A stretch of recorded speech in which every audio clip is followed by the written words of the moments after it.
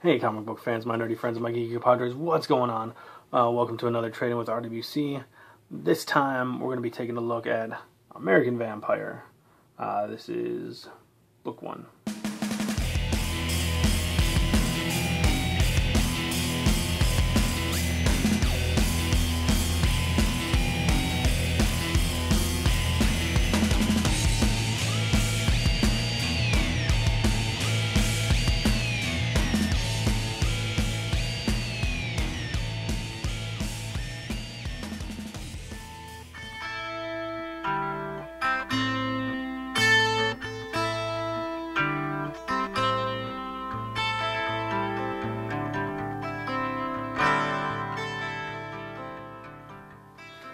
Okay, so first thing, written by Scott Snyder and Stephen King, and then the art done by Raphael Albuquerque. I can't speak today for some reason. Anyway, this is a New York Times bestseller and winner of the 2011 Eisner Award for Best New Series. And rightfully so. The writing is fantastic. The art is amazing. One thing, though, when I first started reading this, I want to say I was slightly confused. Just because it takes place in two different times. So really half the book is split up between 1925 and the other half 1880. 1880. When I first started reading it, I will say I was slightly confused. But as I went along in the book, you kind of got trapped in both times, wondering what was going to happen next with this part of the story, and then wondering what was going to happen with this part of the story. It's insanely interesting. The 1925 part is a story about a female who is trying to be a movie star, and she rooms with her best friend, and they're both extras in this movie, and they get invited to a party, like the director's party, and turns out him and all his buddies are vampires.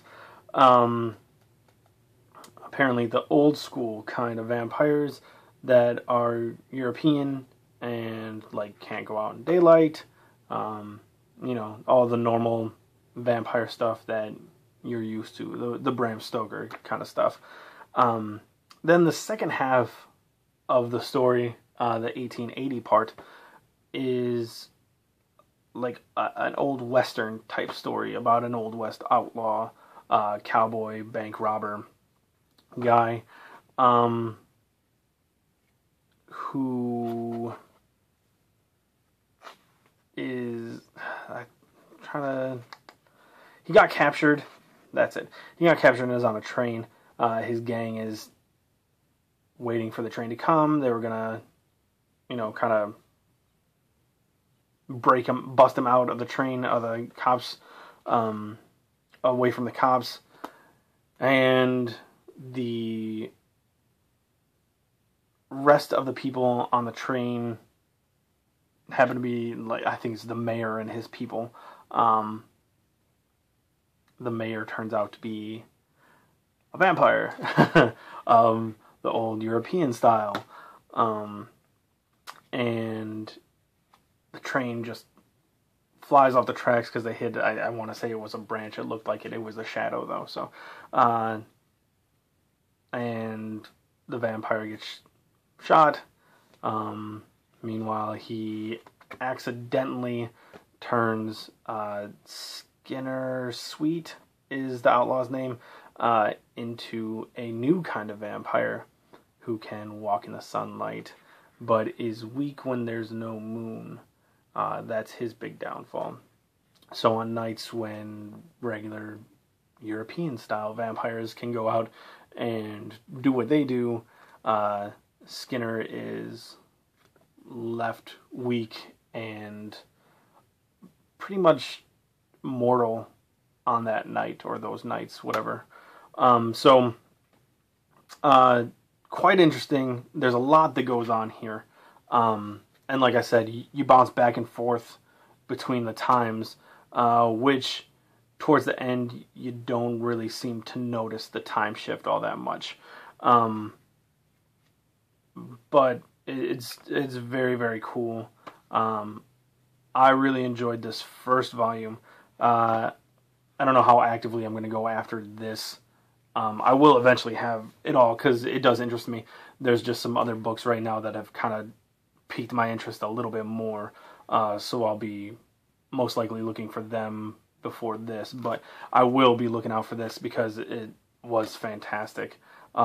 Really enjoyed it. I don't know how the story's going to continue.